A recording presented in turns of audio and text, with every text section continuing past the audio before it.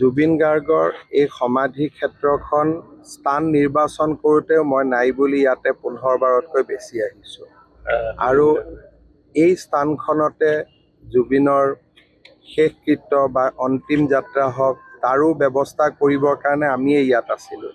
কিন্তু পিছত ৰাজনীতিৰ লগত জড়িত মানুহসকলে ইয়াক লৈ ইমান ৰাজনীতি কৰিলে যে এটা সময়ত ইয়াত আহিব বেয়া লগা হৈ গ'ল, কাৰণ ইয়াতে জুবিনতকৈ ৰাজনীতিৰ কথা বেছি আলোচনা হোৱা আৰম্ভ হ'ল। আৰু মই জানিছিলোঁ যে ইলেকশ্যন হোৱাৰ পিছত লাহে লাহে ৰাজনীতি শেষ হ'ব আৰু জুবিনৰ যি আচল যিটো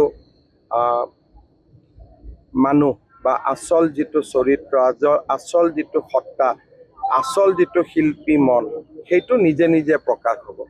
আৰু আজি মই অনুভৱ কৰোঁ যে লাহে লাহে মানুহে জুবিনৰ স্মৃতি কেনেকৈ জীয়াই ৰাখিম, সংগীত কেনেকৈ জীয়াই ৰাখিম, তেওঁৰ অৱদানসমূহক কেনেকৈ জীয়াই ৰাখিম, মানুহে তাৰ বিষয়ে আলোচনা কৰিব। ৰাজনীতি শেষ হ'ল আৰু মই ভাবোঁ যে ভৱিষ্যতেও যাতে জুবিনক লৈ মানুহে ৰাজনীতি নকৰে, যাতে জুবিনৰ আচল সত্তাটো জীয়াই থাকিব পাৰে। কাৰণ মই নিজে অনুভৱ কৰোঁ, যিমান মানুহে জুবিন ক্ষেত্ৰত আহি ৰাজনীতি কৰিলে, সাধাৰণ মানুহক কোৱা নাই, যিসকলে ইয়াত বেছিকৈ আহি ৰাজনীতি কৰি আছিল, জীয়াই থকা দিনত তেওঁলোকে জুবিন গাৰ্গক সদায় সমালোচনাই কৰিছিল। গতিকে এইবিলাক বন্ধু হৈছিল অকল এটা পাৰপাছ লৈ।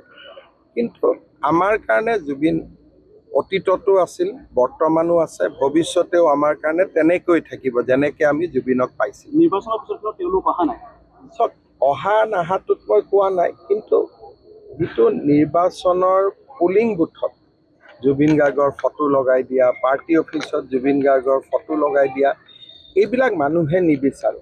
কাৰণ মানুহে শিল্পীক সদায় অৰাজনৈতিক হৈ থকাটোৱে বিচাৰে।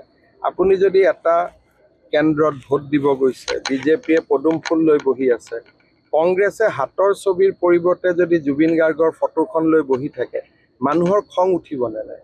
আৰু জুবিনক লৈ ৰাজনীতি কৰাৰ কাৰণে মই ভাবোঁ যে অতি কমেও প্ৰত্যেকটো সমষ্টিত আমি 20% ভোট বেছি পাইছোঁ।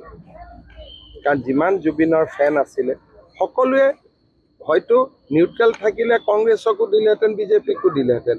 কিন্তু যেতিয়া জুবিনৰ ফটোখন লৈ পুলিং বুথত ৰাজনীতি কৰা দেখিলে, মই ভাবোঁ যে শেষ মুহূৰ্তত আমাৰ 20%, 15%, 30% ভোট আমাৰ ফালে যোগ হৈছে। কাৰণ বিজেপিয়ে এটা স্পষ্ট সিদ্ধান্ত লৈছিল যে আমি জুবিনক লৈ ৰাজনীতি নকৰোঁ। আৰু মই ভাবোঁ যে সেই সিদ্ধান্তটো যে আমাৰ একেবাৰে শুদ্ধ সিদ্ধান্ত আছিল, সময়ে প্ৰমাণ কৰিছে। কালিৰ পৰা অসম বিধানসভাৰ অধিৱেশন আছে আৰু মন্ত্ৰীসভাৰ সম্প্ৰসাৰণৰ বিষয়ে মই ইতিমধ্যে কৈছোঁ যে জুনৰ প্ৰথম সপ্তাহত হ'ব আৰু লাহেকৈ হ'ব বিধানসভাৰ পিছত। অহাকালি বিধানসভা আছে, আমাৰ অধ্যক্ষ ডাঙৰীয়া নিৰ্বাচিত হ'ব আৰু এই বিধানসভাতে আমি ইউনিফৰ্ম চিভিল কোডৰ যিটো বিল, সেই বিলখন আমি আনিম বা আমি পাছ কৰোৱাম, যিটো আমাৰ বহুত দিন আগতে কমিটমেণ্ট আছিল যে মই মুখ্যমন্ত্ৰী হৈ উভতি আহিলে প্ৰথম অধিৱেশনতে UCC পাছ কৰাম।